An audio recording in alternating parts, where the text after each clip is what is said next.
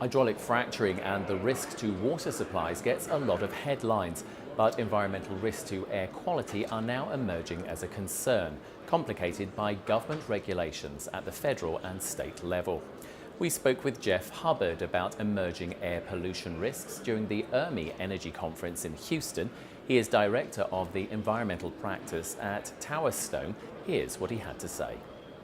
Well, the most pressing environmental issues that are facing energy companies today tend to be transportation, particularly transportation of crude by rail, and the perception of the risk associated with that, as well as groundwater and air contamination.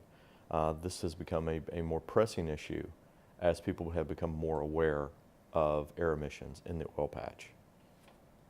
Certainly hydraulic fracturing is perceived as a risk. I think the reality is the science is not there to support that. Clearly, it's a human mechanical system, just as every well is, just as an automobile is, and things can happen due to human error or mechanical error. But directly related to hydraulic fracturing, the evidence just simply is not there. Well, air quality has become an issue and has become a focus primarily because of what Congress has done in enacting legislation to try and reduce the amount of air emissions coming from the drilling process. It's what we refer to as green completion. Yes, in the process of completing a well, you will have some fugitive emissions. Also, when you have storage tanks that are storing your crude oil that's recovered, or salt water that's going to have a bit of hydrocarbons associated with it, you're going to have air emissions. With reasonable engineering steps, this risk can be controlled.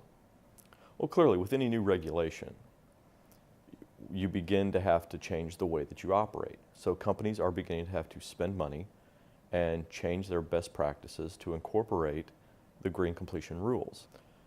The best thing the risk manager can do to manage their air emissions risk is work hand in hand with their operations people. Most companies have very sophisticated air monitoring and risk management processes in the field. They know where the potential leaks are coming from valves, from flanges, from unregulated or unvetted tanks, and working with the operations folks to identify where air emission point sources may be coming from is the number one thing that a risk manager can do to eliminate that risk. Well, certainly there's a very good marketplace for environmental coverage for oil and gas companies, and the energy sector in general, whether you're a refiner, pipeline company, oil and gas exploration and production, there is a marketplace to transfer that risk. The risk manager has to be wise.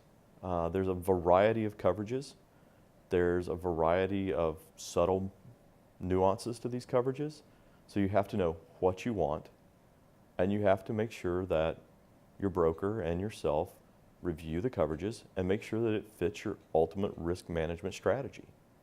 For more of our coverage of the 2015 Energy Risk and Insurance Conference, visit the RIN TV On Demand Library.